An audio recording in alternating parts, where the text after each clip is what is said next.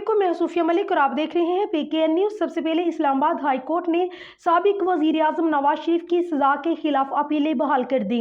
अल अजीजिया और Avon field reference में हिफाजती जमानत और सजा के खिलाफ अपीलें बहाल करने की दरख्वास्तों पर फैसला महफूज सुना दिया गया। मजीद तफसीलात सरदार ताहिर महमूद की इस रिपोर्ट में। नवाज शरीफ की अल अजीजिया और एवान फील्ड रेफरेंसेस में हिफाजती जमानत और सजा के खिलाफ अपीलें बहाल करने की दरख्वास्त पर समाअत हुई। चीफ जस्टिस आमर फरूक, जस्टिस मियां गुल हसन औरंगजेब पर मुश्तमिल बेंच ने समाअत की। कायद मुस्लिम लीग नून नवाज शरीफ अपने भाई और पार्टी सदर शहबाज शरीफ और दीगर लीगी रहनुमाओं के साथ कमरा अदालत में मौजूद थे।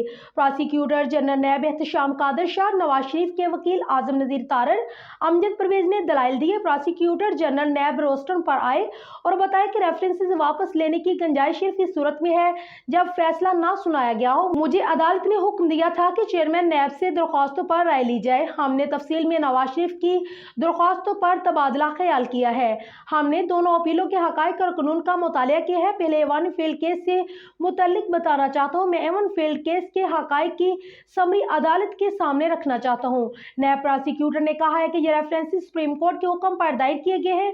सुप्रीम कोर्ट ने न सिर्फ नैब को रेफरेंसेस दायर करने का कहा बल्कि JIT भी बनाई। JIT ने दोनों रेफरेंसेस बनाए जिसकी अपीलें इस अदालत के सामने जेर समाअत हैं। तफ्तीश में अगर कोई सबूत मुलजम के हक में भी हो तो प्रोसिक्यूटर की जिम्मेदारी है वो भी रिकॉर्ड पर लाए। नैब को नवाज शरीफ की अपीलें बहाल करने पर कोई एतराज नहीं। बतौर प्रोसिक्यूटर जनरल में कानून के मुताबिक चेयरमैन नैब को एडवाइस देने का पाबंद हूँ। प्रोसिक्यूटर ने रियासत के मफाद को देखने के साथ इंसाफ की फ्राहमी भी देखनी है। पहले मरहले में हम अपीलें बहाल करने पर कोई एतराज नहीं करेंगे। अपीलें बहाल होगी तो फिर शवाहद का जायजा लेकर अदालत में मौक़िफ़ इख्तियार करेंगे।